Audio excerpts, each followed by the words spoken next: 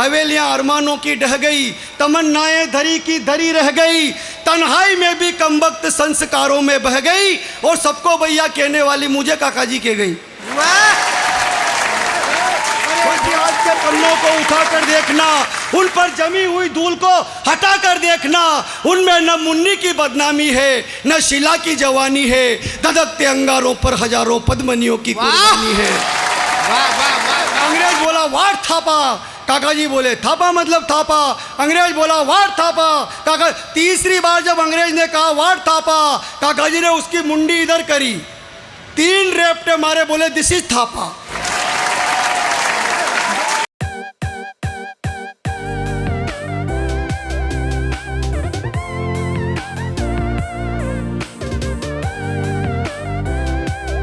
लेकिन क्या भाई साहब, फोकट का ज्ञान नहीं, अपने को मस्ती के लिए बुलाया है, आपको आनंद लेना है। और ज़्यादा ज्ञान मैं इसलिए नहीं देता हूँ क्योंकि ज़्यादा ज्ञान देने के चक्कर में 3 बाबा फंसे हुए अपना चौथा वाला बनने का बिल्कुल मूड नहीं है। और वैसे भी ज्ञान और पानी की परंपराएं ऊपर से नीचे आए। आदरणीय शशिकांत भाई साहब, शंभू भैया, आदरणीय सुदीप भैया, अशोक भैया, ये हमें ज्ञान दे। ज्ञान और पानी की परंपरा है ऊपर से नीचे आना। नीचे से ऊपर जा रहा हो तो समझ जाओ मोटर फंसी हुई है और अपने कोई मोटर नहीं फंसी है। अपने को आनंद का काम है, ये ज्ञान देते रहते हैं। सुदीप भैया ने मुझसे कहा एक दिन कि अर्जुन अल्लड़, तू गांव में रहता है बेटा, इस देश में 2 लाख घटनाएं होती हैं हर साल सांप के काटने की। बेटा तेरे गांव में किसी इंसान को कोई सांप काट ले तो जिस स्थान पर काटा है उसके 2 इंच ऊपर कस के फुल टाइट रस्सी बांध देना, इंसान मरेगा नहीं, बच जाएगा। यह पुण्य का काम है बेटा। मैंने इनकी बात मान ली भाई साहब। परसों मेरे मोहल्ले में एक 80 साल की डोगरी को सांप ने काट लिया। यहाँ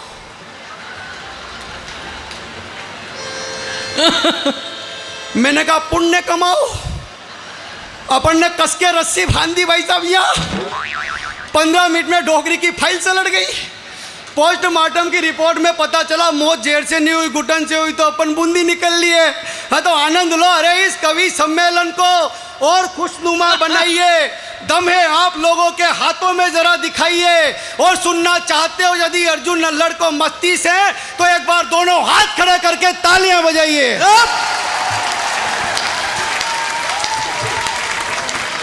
और माइक वाले भाई साहब इसका थोड़ा बेस बढ़ाइए क्योंकि बेबी को बहुत आध्यात्मिक हो आप। मैं समझ रहा हूं तुम्हारे लक्षण, तुम सारे के सारे मेरे मांझने के हो। नहीं वैसा ही कर दो आप। तो मैं तो मजाक कर रहा था। बढ़ाया क्या? नहीं बढ़ाना था। देखो क्या है कि कोई दिक्कत नहीं। आप हमें हमारी लुगाइयाँ सीरियस नहीं लेती, तू क्यों लोड ले रहा मेरे भाई? है ऐसे कहना पड़ता है। लेकिन एक कवि शशिकांत भाई साहब, एक कवि के गांव में कवि सम्मेलन था। उसने गांव वालों पे इंप्रेशन झाड़ने के लिए माइक वाले से कहा इसका बेस बढ़ाओ, इको बढ़ाओ, ये करो वो करो। माइक वाले का दिमाग खराब। उसने ऐसा माइक सेट किया कि 15 मिनट में कवि का गला खराब तो परफॉर्मेंस खराब। कवि सम्मेलन उसके गांव में था। रात की 12 बजे घर चला गया, जाके दरवाजा बजाया, ए जी दरवाजा खोलो। मैं आ गया तो अंदर से आवाज़ आई कि दरवाज़ा तो खुल रहा है, आप तो अंदर ही चले आओ। वैसे भी सोनू के पापा तो प्रोग्राम में गए जो सुबह तक है वो। तो भैया तुम्हारे हिसाब से सेट करो, कोई दिक्कत नहीं है। हम जानते नहीं है लेकिन बेस जरूरी है क्योंकि बेबी को ट्रेबल से ज़्यादा बेस पसंद है, गुजर को गाई से ज़्यादा बेस पसंद है, वकीलों को जमानत से ज़्यादा केस पसंद है, सल्लू को अनुष्का से ज़्यादा एस पसंद है, केजरीवाल को विकास से ज़्यादा कलेश पसंद है, और नरेंद्र मोदी जी को पत्नी से ज़्यादा देश पसंद है। वाह बढ़िया बेटे, वाह वाह वाह वाह वाह वाह वाह। लेकिन आपकी तालियां थोड़ी कम लगी मुझे। मैं अपनी कविता में मेरे जो आइडल हैं, मेरे हीरो हैं, मैं उनका नाम लूँगा। आपके मन में उनके प्रति थोड़ी भी श्रद्धा हो तो एक हाथ खामोश ना रहे, आगे से लेके पीछे तक दोनों हाथ खड़े करके तालियां बजाना। किसी को कुछ भी पसंद हो, मुझे क्या पसंद है, आपको क्या पसंद है, निवेदन करता हूं कि बेबी को ट्रेबल से ज़्यादा बेस पसंद है, गुजर को गाई से ज़्यादा बेस पसंद है, वकीलों को जमानत से ज़्यादा केस पसंद है, सल्लू को अनुष्का से ज़्यादा ऐश पसंद है, केजरीवाल को विकास से ज़्यादा कलेश पसंद है, नरेंद्र मोदी जी को पत्नी से ज़्यादा देश पसंद है। लेकिन जिनके जिनके भीतर राष्ट्रवाद का जज्बा जिंदा है, उन सभी को सरदार भगत सिंह और पंडित चंद्रशेखर आजाद के संदेश पसंद है। वाह जिंदाबाद बेटे, वाह वाह वाह वाह वाह वाह वाह अर्जुन, बहुत अच्छे बेटे। हाँ, लेकिन अपने को क्या है कि आनंद के मूड में रहना है, क्योंकि मेरी किस्मती, मेरी तकदीर हो गई। इतने खत लिखे कमीनियों की रद्दी बेचकर ही अमीर हो गई। तो अपना तो मामला ये है भूपेंद्र भैया कि छोरी को देखकर यही कहता है हर कुंवारा। थोड़ा वाह वाह करो, ऐसे मत सुनो जैसे दंडकारण्य वन के अंदर 80,000 ऋषि मुनि काक भुसुंडी महाराज की कथा श्रवण कर रहे हो। आनंद लेके सुनो कि छोरी को देखकर यही कहता है हर कुंवारा, यारा हो यारा तेरी अदाओं ने मारा। छोरी भी इन्हीं के नाम की माला फेरती है शाम सवेरे और कहती है मुन्नी बदनाम हुई डार्लिंग। बहुत आध्यात्मिक हो आप, में प्रणाम करता हूँ। लेकिन भाई साहब ये बूंदी वाले इतने टैलेंटेड हैं कि कहीं शादी ब्याह में चले जाए और बैंड और डीजे डंका नहीं बज रहा हो तो ये जनरेटर पे ब्रेक डांस कर लेके डर डर डर डर डर डर।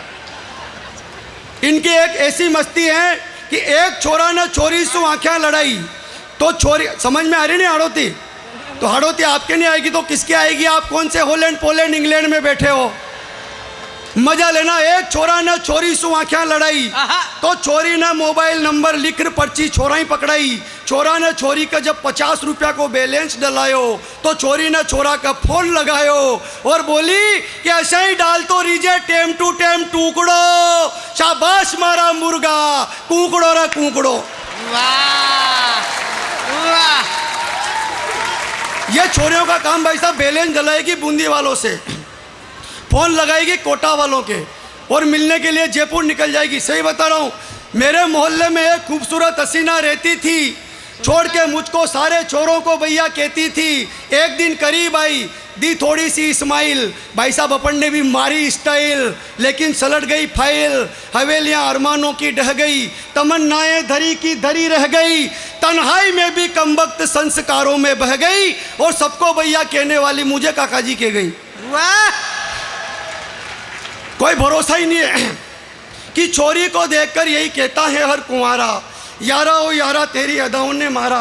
छोरी भी इन्हीं के नाम की माला फेरती है शाम सवेरे और कहती है मुन्नी बदनाम हुई डार्लिंग तेरे लिए। अरे अरे बुजुर्गों के सारे संस्कार फांसी के फंदे झूल गए, इलू इलू याद रहा पर भजन राम के भूल गए, सभ्यता भूल गए, संस्कार भूल गए नानी की कहानी। अरे देश के शहीद जवानों को भूल गए पर याद है हमको शीला की जवानी। अरे अरे इतिहास के पन्नों को उठा कर देखना, उन पर जमी हुई धूल को हटा कर देखना, उनमें न मुन्नी की बदनामी है न शीला की जवानी है, धधकते अंगारों पर हजारों पद्मनियों की कुर्बानी है। वाह वाह वाह वाह वाह वाह वाह वाह वाह बेटे, अमर बलिदान है चंदन का, माँ पन्ना की आंखों का पानी है, स्वाभिमान है महाराणा का, चेतक की अमिट निशानी है, चंद्रशेखर का त्याग है, भगत सिंह की जवानी है। अरे आज़ादी के हवन कुंड में जो दे गए खुद के प्राणों की आहुतियाँ, ऐसे अमर शहीदों की इतिहासों में अमर कहानी है। न मुन्नी की बदनामी है न शीला की। बहुत अच्छे भैया, वाह वाह वाह। बड़ा क्या भाई साहब, ये वीर रस है। हाँ, वीर रस का मतलब साल में 2 दिन का प्रोग्राम, 15 अगस्त और 26 जनवरी, 2 दिन तक हर कर्म अपना करेंगे वतन तेरे लिए, बाकी 363 दिन उसके लिए जिसके साथ फेरे लिए। 2 दिन तक मेरे देश की धरती सोना उगले उगले हीरे मोती। मैंने कहा क्यों रे भाई, 363 दिन तक क्या धतूरे के बीज की खेती होती है? मेरे गांव में तो भाई साहब जुलूस निकल रहा था स्कूल का, आगे लड़कियां पीछे लड़के, लड़कियों ने नारा लगाया देश की रक्षा कौन करेगा कौन करेगा कौन करेगा, पीछे छोरे आ रहे बोले कि हम करेंगे हम। मैंने एक छोरे से पूछा कहाँ है देश, तो कहे जातो रहा गया। तो ये काम वीरत का सही बता रहा हूँ भाई साहब है। लेकिन देखो क्या है कि मेरे मोहल्ले में एक अंग्रेज आया, हाँ, मेरे गाँव में, उसने वो दीवार पर वो गाय के गोबर का क्या बोलते हैं, कंडा, वो देखा तो वो कंफ्यूज हो गया। पास में 70 साल के काका जी खड़े खड़े बीड़ी पी रहे। अंग्रेज ने उनसे पूछा hey old man what is this. अब काका जी को अंग्रेजी आती थी थोड़ी थोड़ी। काका जी ने बोला दिस इज कंडा। अंग्रेज बोला व्हाट कंडा।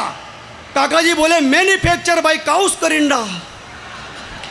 अंग्रेज कंफ्यूज बोला कि how do it cow on wall, दीवार पर गाय ने कैसे किया। काका जी बोला this is not done by cow, this is Thapa. Thapa. अंग्रेज बोला व्हाट थापा।